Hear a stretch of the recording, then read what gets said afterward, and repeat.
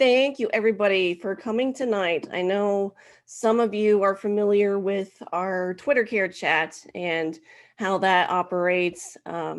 So for those of you that don't know, the Twitter care chat has been around for a few years, and it's been very beneficial up through that time. But like anything, we evolve, we as a society evolve, technology evolves. So it just seems it would, with that feedback we've gotten from other caregivers from our previous care chats, and um, just the times, everybody's on video having these conversations, and we just thought this would be very beneficial just to make that transition. So hopefully you enjoy that transition as well. And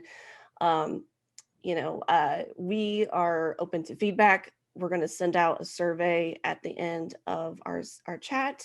Would absolutely be thrilled to have your feedback, how you thought about the chat, and we'll go from there. So an introduction to me, my name's Amy Barger. I'm the community manager at Carely and caregiving.com. And with us, we have Aaron Blight. He is like a superstar in the caregiving community. He has over, 20 years of experience. He's been a family caregiver himself. He's you guys, so hopefully as he speaks, you see, a reflection, a mirror of yourself. He's also coordinated workshops and conferences, support groups for caregivers. He's an international speaker and consultant on caregiving, aging, and healthcare. He's the founder of Caregiving Kinetics and has been recognized as a top 100 healthcare leader, guys, by the International Forum on Advancements in Healthcare. And most notably, he is the author of When Caregiving Calls, Guidance as You Care for a Parent, Spouse, or Aging Relative. And that has been recognized as the 2020 Best Independent Book Award in category Non-Fiction Caregiving. So please check that out. It's going to be such a huge beneficial resource to you outside, beyond this conversation. So I highly recommend checking that out. And also, Aaron is an adjunct professor at Shenandoah University and board member of the Well Spouse Association. So, and an advisory board member of the Shenandoah Area Agency on Aging. Hopefully I said everything and pronounced everything right, Aaron. That was great, Amy. Thank you. You're welcome. So thank you so much for being with us this evening. Thank you for having me. I'm super excited to be here with you guys. That's great. We're so happy to have you here. And so just a few things before we get started. Since this is new, how, you might be asking, how are you going to engage with us? If you have your mics and the chat's off and the camera's off, how do you engage? So for tonight, I highly recommend you send us a DM or, however you found out about us, Facebook, Instagram, Twitter, wherever you found us, send us a DM. Or on Twitter, feel free to tag us and use the hashtag carechat. That would be awesome to get others involved and see if anybody else might, so everybody else can see your question as well. So I sent it in the chat. So hopefully you're able to see our handles, and that information is there. So I will be monitoring that throughout the chat. So if you have any questions that pop up, feel free to message us that way. And we'll see how far we can get. Just depends on how many questions we get. But I promise you we will get as far as we can. So, okay. And again, I just highly recommend we're our chat this evening, please fill out our survey and let us know how you enjoyed or liked or disliked about the chat, and we'll keep evolving and improving.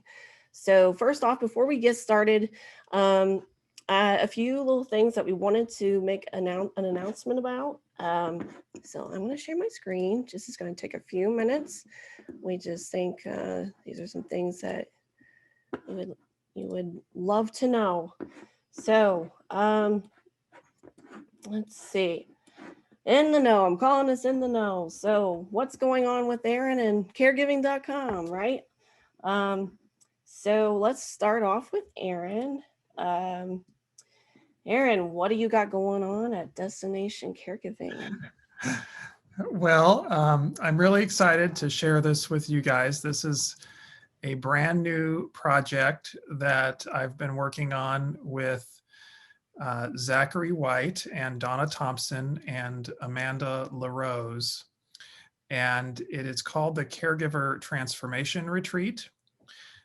This began probably a year and a half ago, maybe even 2 years ago, where we had this vision of bringing family caregivers together for a weekend and having an experience to learn about caregiving, to interact with experts, and to receive support from one another, to receive new insights about caregiving, research, evidence-based insights about caregiving, and then go away transformed, better caregivers. And just to give you a little bit of background on the other three people that are doing this with me. Some of you may be familiar with Donna Thompson. She's in Canada, and she is an author. She's the co-author of The Unexpected Journey of Caring, the transformation from loved one to caregiver. She also is the author of My Four Walls of Freedom. And she is a fantastic advocate for caregivers. And she's an activist, an author, and a super intelligent person, an awesome human being. And she is the mother of a son who's 32, I think now, with very complex developmental disabilities. And so her experience caring for her son turned her into an activist.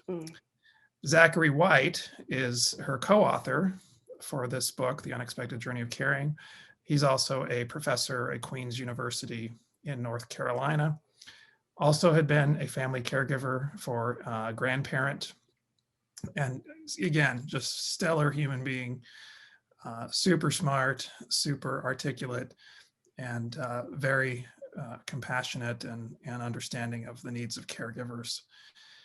And our other partner is Amanda LaRose. She is a licensed clinical social worker, geriatric care manager. She actually lives here close to me in my backyard, not too far from me in Virginia. But she works with families who are dealing with caregiving situations. She's a therapist. And so the four of us together have concocted the Caregiver Transformation Retreat. And when COVID hit, we realized we could not really realistically meet together in person. And so we switched to virtual and kind of redesigned it. And it is now found on destinationcaregiving.com. Zemply is a remote care monitoring device company in California. And they decided to take this on and partner with us to deliver our first virtual caregiver transformation retreat. It's going to start on May 6th. It's going to be for 6 weeks, every Thursday at 2 p.m. Eastern time. So if you're Central or Mountain or Pacific time, calculate backwards. We will have 6 synchronous sessions at 2 p.m. on Thursdays, and then there will be some opportunities for learning exercises in between those synchronous sessions. And each session will be facilitated by one of the four of us, and we'll have a chance to learn from one another and really dig deep into caregiving, your personal experience in caregiving, whether you're a new caregiver or you're a seasoned, experienced caregiver. I think that there's going to be something here for you because it's really a learning-oriented experience.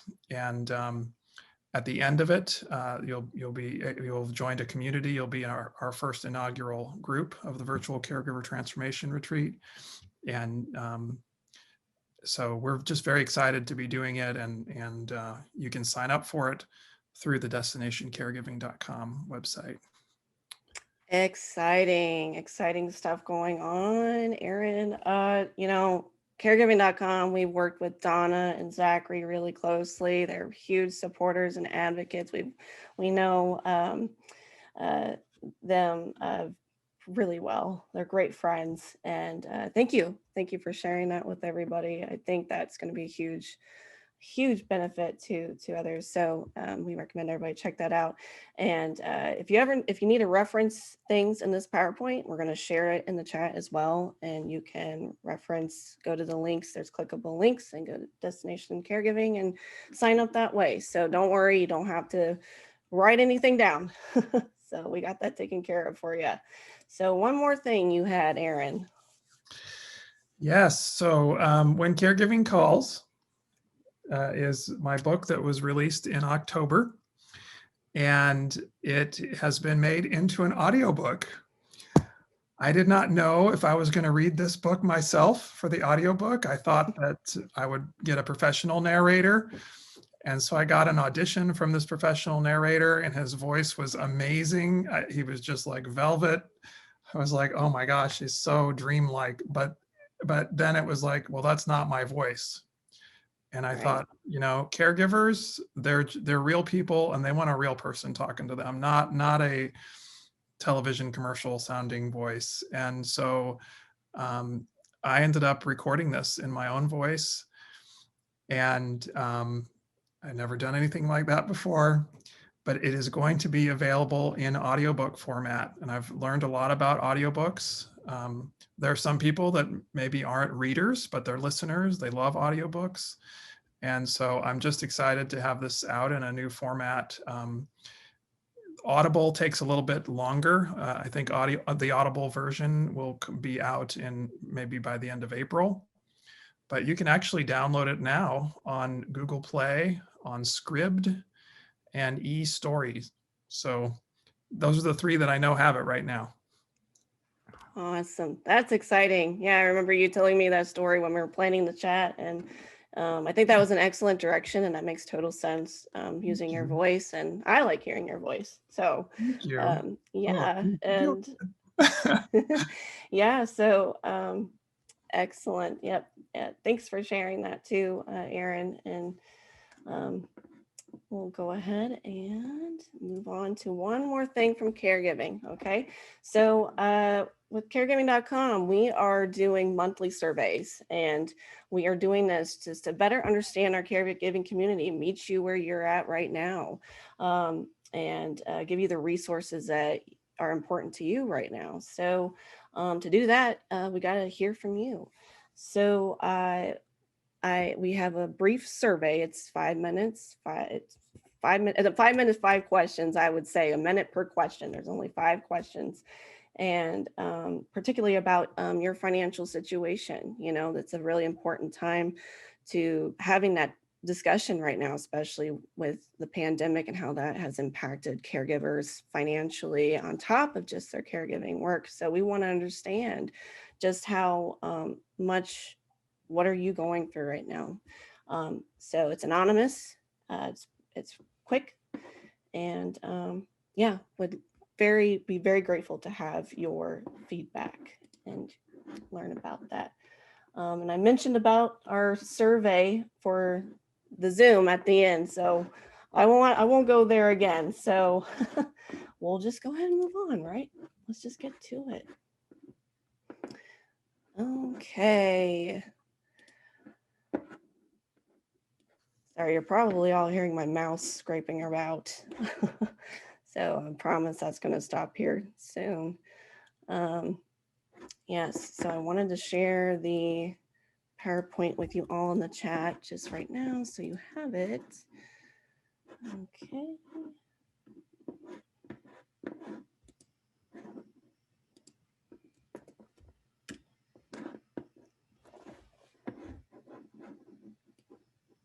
All right, so let's move on to our discussion tonight. So our topic is about tips for organizing care. That is a very broad topic. So really we're leaning on you guys, because everybody here has different caregiving experience. They might be more veteran, there might be more new ones. So we don't want to, lean too much one way or the other.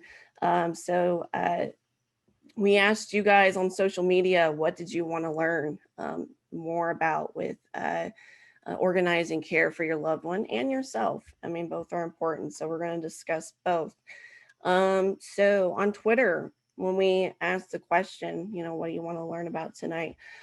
We've got 6 reactions from this question from Donna. So this is going to be our first question that we'll talk about. So Aaron, how is it possible to have a medical professional available, especially evenings and weekends, to help assess new symptoms? How do we know whether to call 911 or do nothing? And they mentioned the only choices we really have, especially with specialists in complex care.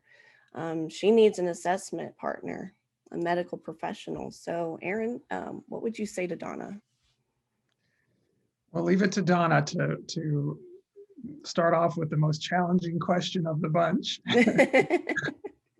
It's a great question, and it is a challenge that all family caregivers face. And there's you just don't have a physician right there in the room with you at all times with your loved one.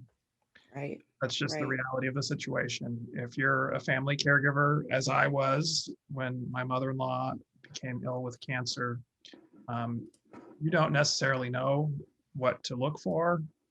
You don't know what the signs are that there's trouble that's arising in your loved one's symptoms.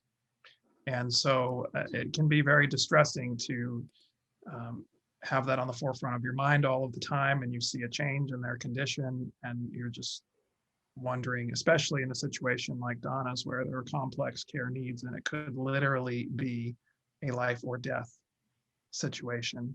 Right. And you don't want to be calling 911 constantly for things that don't really require 911, because then you feel like, the boy who cried wolf, and you feel like you're getting on the nerves of the EMTs. But at the same time, you absolutely need your loved one to be safe and to receive proper medical care when it's required. So there really are a couple of things that could be done, and I think it has to be dictated by your individual situation, your loved one's needs, and what resources are available in your community, and what relationships do you have with people. So I know that in my home care company, we had registered nurses who oversaw all of our care for all of our clients. And so they were in a supervisory role. So if there was something that was manifesting with a particular client in a home, the caregiver would call our registered nurse, who would answer questions, maybe make a decision to come out and see the client, and make a decision about whether or not emergency medical attention is required. As the owner of the company, I relied tremendously on our registered nurses, who were very experienced, who had been in critical care units in hospitals, who knew what they were looking at with clients and could readily identify if this was a medical emergency or not. So when you sign on with a home care company and you have a supervisory nurse like that, generally you're going to have that type of access available to you around the clock. Those nurses are used to getting calls 24/7. In fact, in my company, we had one on call all the time. So that's a possibility. The other possibility is informally. Do you have a friend who is a licensed medical professional who could fill that void for you? And I hope that you do have someone that can do that.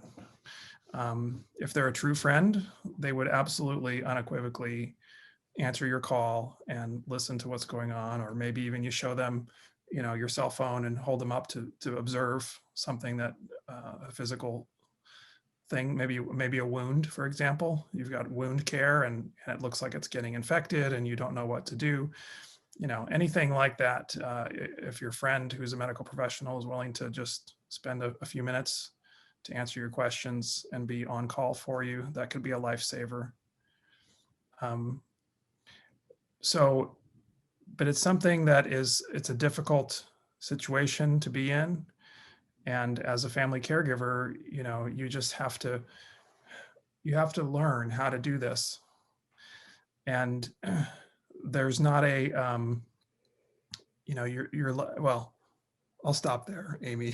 I don't know if that's enough, or, and I guess if people would like to put a comment in the chat, I would certainly love to hear suggestions from any of the caregivers on the call and on things that have worked for them as well. Sure. Yeah, why don't we do that? Let's see.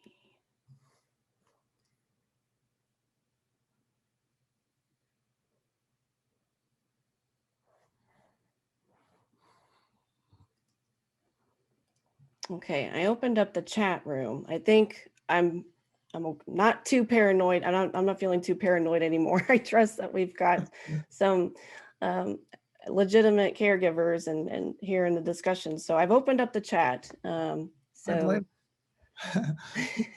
I just want to say I saw Roseanne when you introduced yourself, Amy. Roseanne put a big heart on her screen. I noticed that too. Yeah. Yes, thank you, Roseanne. Oh, there goes Blake.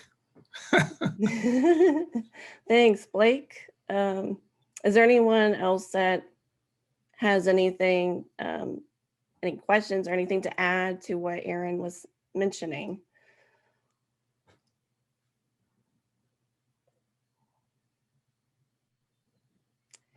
Yes, I agree with Christina. Thank you all for joining tonight. Thank you. Well, okay. Yes, please don't be shy. We won't put you on the spot, just if you have anything you want to add, we'll just bring it up. It won't even make a big deal about it. But if everyone was good with that, with what Aaron's saying, and I thought that was excellent answers and gave me some ideas. Going back when I was caregiving for my grandmother and my niece, I've had different stages. Like what you said, I think just would have been helpful, because I think most of us are just scrambling. We don't know where to start with organizing our loved ones' care. We're just kind of winging it, right? Yeah. I think we'll just move on to the next question then, guys.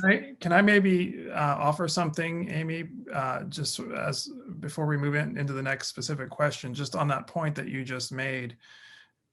Sure. I think that, as most family caregivers, for me, it was the exact same thing as what you described. We're just thrust into this role. Yes. Nobody prepares you to be a family caregiver. Nobody gives you training. You probably didn't have any kind of certification to become a great family caregiver. And in fact, being a family caregiver for one person looks probably very different than being a family caregiver for another person. And so there's so much variance and personalized situations that we find in family caregiving, that this can be very, very challenging, very disorienting. And when I think about organizing, our topic for tonight, I just want to make kind of a general observation here. Organizing your loved one's care. There are kind of just sort of the basic questions, the what, the where, the who, and the how, right? Yes. And so the very first question when you're thinking about organizing your loved one's care is, what care is required? That's the very first question. Mm-hmm. When it comes to organizing your loved one's care, what care is required? And that's going to be dictated by your loved one's needs. Right. So, you know, a person who has ALS, as an example, their needs might be very different from a person who just had a hip replacement. And the person who had a hip replacement might be very different than someone who has moderate Alzheimer's disease. Right. It's not a one size fit all, is It it? absolutely is not. So, so Yeah. the first thing in organizing care is what care is required. And from there, once you know what care is required, from there you go to these other questions. The second question that follows after you know what care is required is, where can this care be provided? Mhm. And so answering that question, that could be, well, in my loved one's home, or it could be in my home, or it could be in an assisted living facility, or it could be in a skilled rehab center, or it could be in a dementia care unit. I mean, all of those things really come back to what care is required, where can that care be provided? The third question is who will provide that care? Wow. I love how you simplified that like just so easily, because it's so easy to just like be thrown in so many different directions when trying to find the best way to care for your loved one. And when you simplified it just to those three things, I mean, it's not just a simple, Oh, it's not done but simply, right? it can be very overwhelming. Yes. And you could feel like, I see Blake is saying, I'm totally unorganized. Well, Blake, that's very normal. It can be totally overwhelming. It could just seem like this enormous list of things and you don't even know where to start. But the first place to start always is the needs of the care receiver. What care is required? And you let the needs of your loved one drive everything else. Mm. So where can the care be provided? Who's going to provide the care? Question number 4, how are you going to pay for it? Hmm. What care is required? Where can it be provided? Who's going to provide it? How are you going to pay for it? And that question, how are you going to pay for it? Unfortunately, I don't think it should be this way, but unfortunately, sometimes the payer dictates the answer to a couple of those other questions. Yes. Right? Yes. So if the insurance company covers something or doesn't cover something, that may affect treatment options. That may affect where the care can be provided. And so how are you going to pay for it? It could be private pay out of pocket. It could potentially be your health insurance. But if we're talking about long-term care needs, it's probably not going to be your health insurance. Maybe your loved one has long-term care insurance, which is a different type of insurance. And that would cover long-term care needs, which would be things like home care or potentially care in an assisted living facility. Or there might be a government program such as the VA or Medicaid that will help to pay for that care that is needed. So those are the main questions, and those really drive getting organized for care for your loved one. Wow. Wow. Really well put, Aaron. That I thought that was excellent. Excellently. Very well put. So I guess we'll move on to a few other questions that we got on social media to fit in while we still have a half an hour left. So I see on the chat here real quick. Oh, okay. It says Blake says insurance is a nightmare of its own. Absolutely. I totally agree. Oh, yes.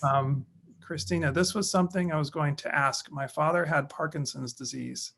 Several times in the final years of his life, I remember my mom calling 911 when she couldn't get him out of bed on her own because he was immobile. Mm. Yes, that is that's a very challenging situation. Unfortunately, I've heard of this a lot, especially when it's older, when it's a spousal caregiver. So Christina, it sounds like you watched your mother caring for your father and your mother. I'm imagining she may not have been in the best health on her own. She was not able to get him out of bed, so she resorted to calling 911. One thing that I recommend to people who are family caregivers, if it's possible, is to try to learn some of the mobility techniques that certified nursing assistants learn. And so some family caregivers, just for the purposes of family caregiving, can take a CNA course at the local community college or a provider of certified nursing assistant training. You'd be amazed at what you can learn there. I know that my home care company, occasionally we offered our in-house CNA level type training to family caregivers, because I just think that family caregivers should receive that kind of training. Absolutely. Your local home care company might offer something like that to you. So you have employees of the home care company in there with an occasional family caregiver. But if you don't know how to move someone who has trouble with standing and pivoting or things like that, if you don't know how to use a transfer board or a Hoyer lift, you can learn those things. And so maybe your loved one cannot physically move on their own, but these devices can help to make the mobility possible, and you can learn how to use them. AMK, interested to hear if Aaron is involved at all in moving legislation forward to ensure the 53 million family caregivers get paid. So I know that with I am involved in working with the National Alliance for Caregiving. I've been on some work groups with them. They are a big policy advocacy organization for family caregiving. I love what they do. And, with the new administration, I think that there is more awareness and interest in supporting family caregivers. And I will continue to do what I can to advocate the cause for all family caregivers. One of the things I think that's really interesting is that just that number, 53 million family caregivers are out there. That's a staggering statistic. That's more than 1 in 5 adults in America. And yet family caregivers are hardly recognized. The healthcare delivery system doesn't really pay a lot of attention to them because it's all about the patient. It should be about the patient, right? But you don't really even think about family caregiving until it's staring right at you.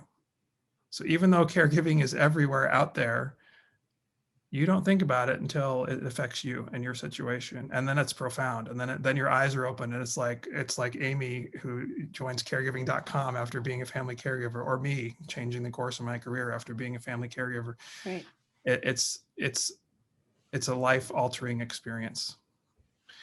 And so should those 53 million family caregivers get more support? Absolutely, 100% yes.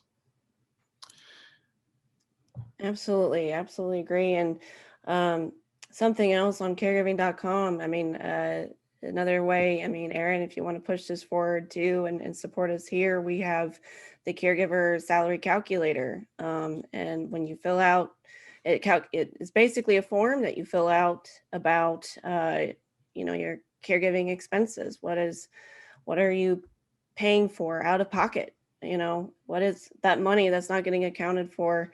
You're not getting compensated for. And we have a calculator that calculates all that, and it produces an invoice, and you can send that to your senators. That is one of our biggest campaigns right now. And we highly encourage everybody to do that as a way to speak out, because while, it is important and a big, there's so many branches of what's important with what we do in the caregiving community, right? We need to help each other, support each other. But we also got to, think big and get us moving to the next level that we should be at with our quality of life. Your quality of life matters just as much as your loved ones. It's so important to, whenever possible, we can do that, and knowing that you as caregivers there's a lot on your plate.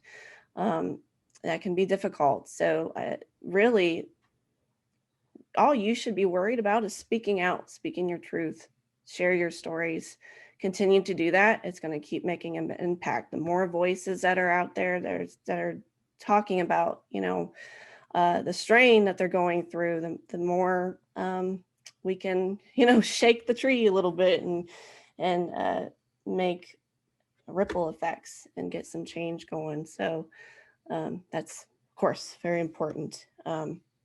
But so, and let's see any more comments in the chat. Christina was saying she wasn't sure that her mom realized that was an option. Seems it's a matter of getting the training before you're entrenched. Yes.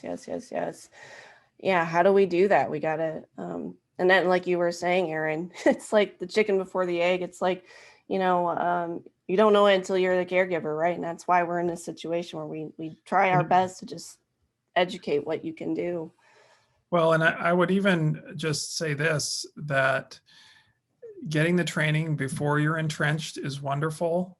The other thing that makes family caregiving especially challenging is that your loved one's needs are not static. So it's not like you can get training once and then you're set for the rest of the caregiving journey. Yeah. Because your loved one's needs will be changing and evolving over time. And so whatever is going on with your loved one today, that's what's going on today. 6 months from now, it could be a very different situation. A year from now, very different situation. And so as the caregiver, you are constantly adapting your delivery of care based on the evolving needs of your loved one. Right. So caregiving is a process of continual adaptation, which means continual learning. So, yes. If you think about the progression of someone who is aging, for example, they might be fairly mobile for a while, and then they start to slow down, and maybe they're using a walker, and now you have to start helping them with the walker. You have to learn how to use the walker and figure out how to get that walker in and out of the trunk of the car and get them in and out of the car. And then, maybe they can't use the walker anymore. Now you're looking at a wheelchair. Okay, how do you use that wheelchair, and how do you get them in and out of the wheelchair? And then, eventually they may become bedbound.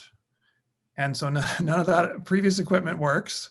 And now you're using a Hoyer lift, or now you're looking at possible facilities because you can't do this anymore. And so how do you identify the right facility? But again, it all gets back to that in terms of organizing the care. What care is required? Who can deliver it? Where can it be delivered? And how are you going to pay for it?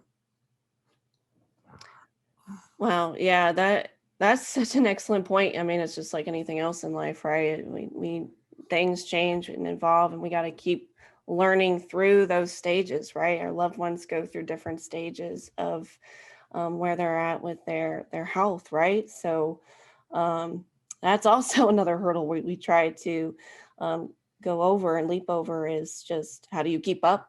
How do you keep up with the change of the seasons of their life, So I think that those 4 points, just I'm already they're starting to stick to my head, right? Like just go back to those 4 points and help you keep on track.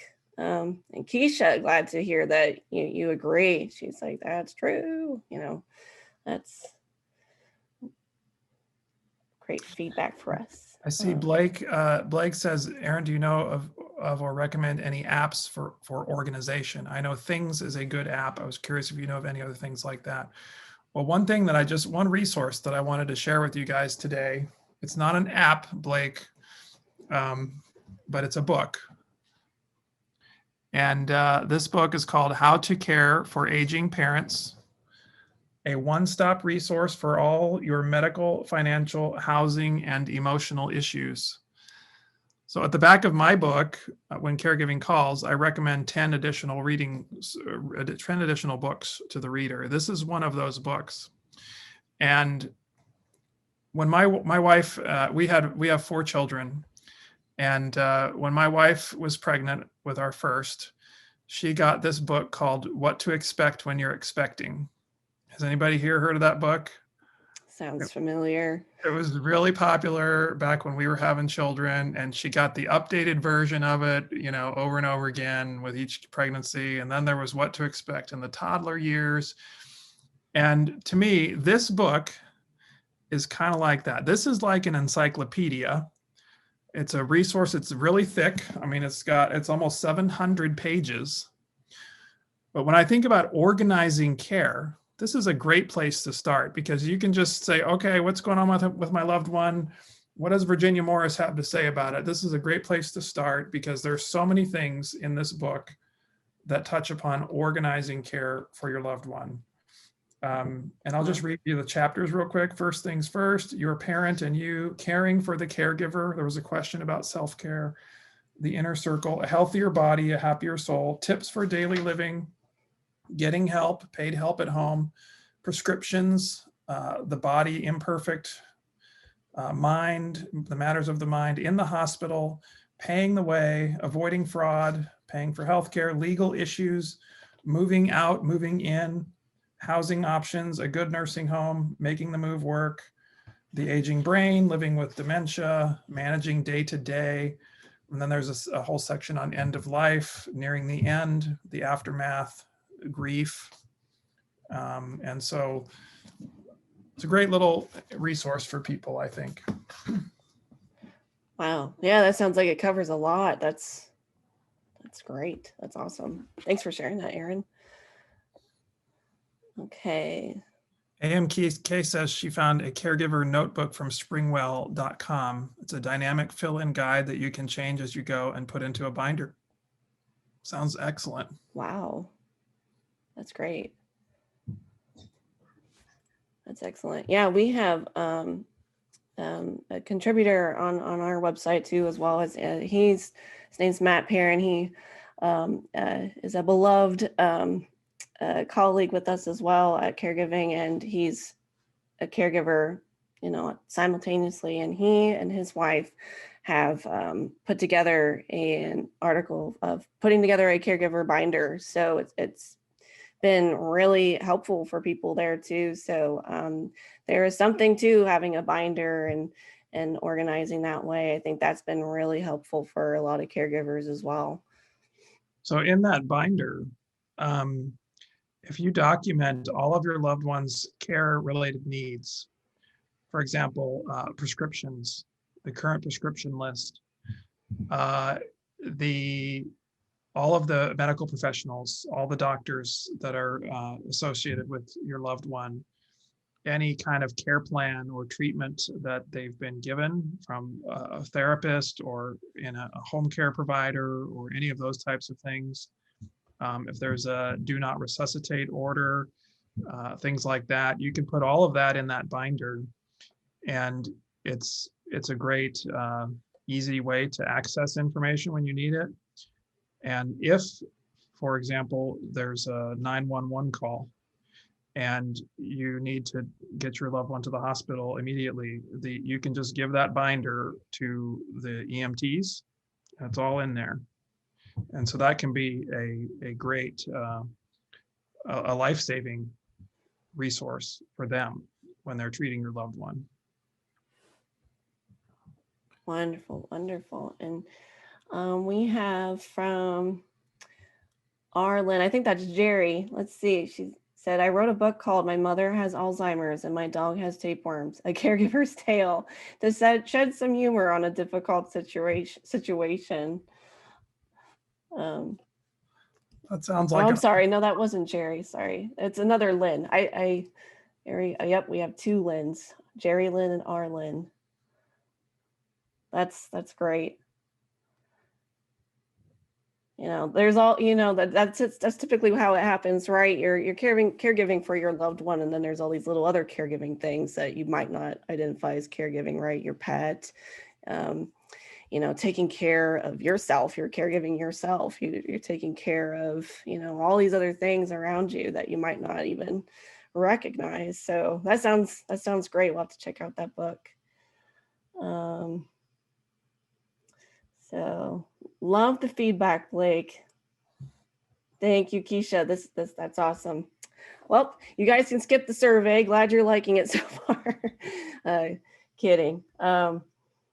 So let's see. Let's just go through a couple more questions. I can't believe we're getting close to the end here. But already I can tell we're just fitting in so much more than I think with just on Twitter, so I hope everybody is feeling that way too. And just a very hearty discussion, and I'm just loving it. I'm vibing. And this is actually from AMK earlier when we were asking for questions on social. She asked, how do we get the best advocate for long-term Medicaid qualifying? Different answers. I'm assuming she's gotten different answers from different people. The assets, the level of care required, state versus federal programs for paying caregivers. So this question is also a great question, and it really does vary by where you live. So the qualifying for Medicaid is based on the state that you live in and the criteria that the state has established. So, Medicaid it's a federal program, but it's administered by the states. And so it's kind of like the federal government establishes the broad rules of the game, but then the states play, as long as the states play within those rules, they can do whatever they want. And so in some states, they have very generous Medicaid programs, and they have broad Medicaid eligibility, meaning that there's a broader swath of people who could qualify for Medicaid. And other states are maybe a little stingier. And so they're a little tighter with their Medicaid budget. And so it's a little bit harder to qualify for Medicaid. So how do you figure out if you qualify for Medicaid?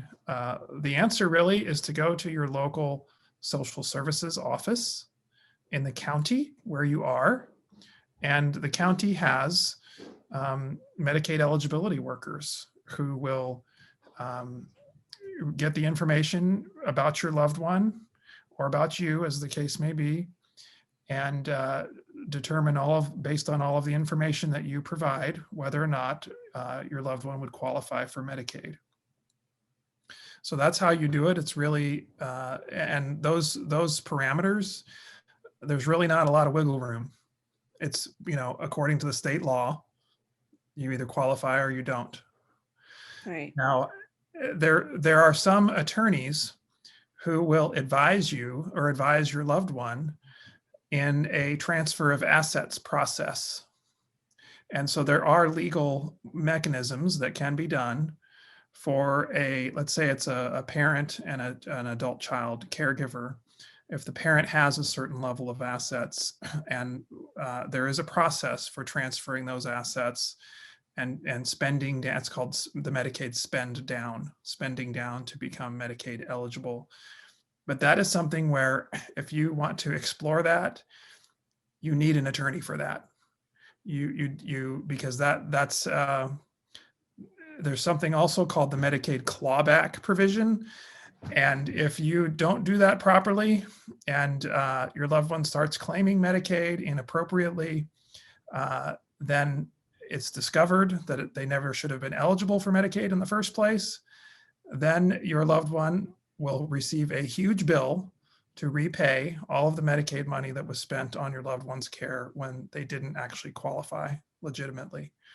So I would, if you're interested in that process, you need an attorney who specializes in that type of work. Great advice, Aaron. Thank you. Thank you. AMK, she's asking, do you know anything about waiver 19, Aaron? So AMK, I'm gonna guess that that is a Medicaid waiver, and the 19 refers to the statute and the provision in the Medicaid law that allows states to waive certain Medicaid provisions in order to expand eligibility. And so it's 1915, for example, is the, that's just the number, that's the section in the Medicaid law that is referenced for states to establish these Medicaid waiver programs. Interesting. And so there are federal Medicaid rules that are set out that the states must follow, like I said earlier. But Medicaid waivers can be obtained by the states if they want to experiment with expanding Medicaid eligibility to a new population that's a little bit different than what the Medicaid law generally services. And so that's what the waiver means. They're waiving certain provisions of the regular Medicaid law in order to expand health insurance for people in their state. And in order to qualify for that waiver program, you have to meet those eligibility requirements for the waiver program. And again, the Medicaid eligibility person who's at the county office will be able to help you figure out whether or not a Medicaid waiver program is possible for your loved one.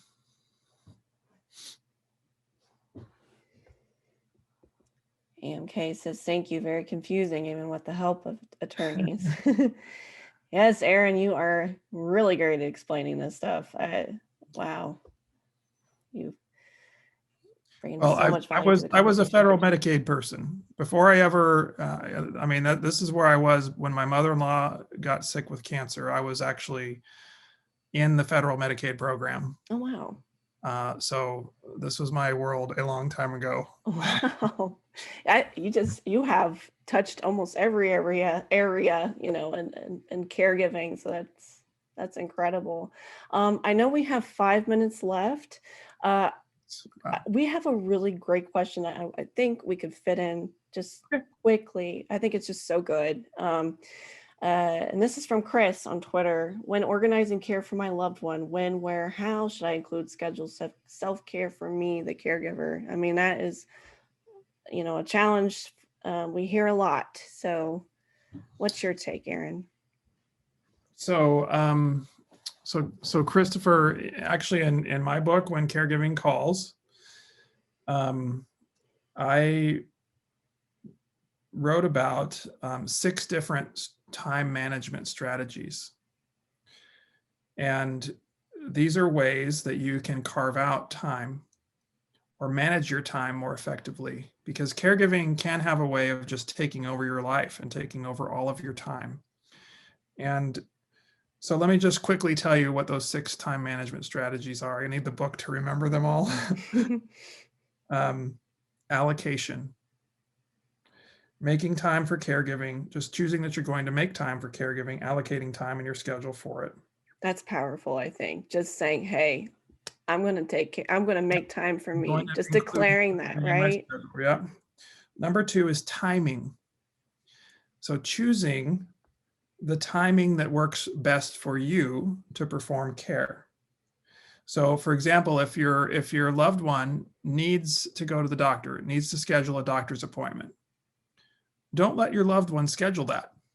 You schedule it, and you schedule it at a time that's convenient for you. You see the difference? Yeah. So if you just are completely reactive and just go whenever your loved one sets it up, then, you know, that could wreak havoc on your schedule. But at least if you're in control of that timing of that appointment, you know, it's going to be better for you. Duration. So when we talk about duration, it's deciding in advance how much time you're going to spend in a caregiving task. So maybe an example would be just a visit. You have to go visit your loved one. You're going to decide in advance how long you're going to be there.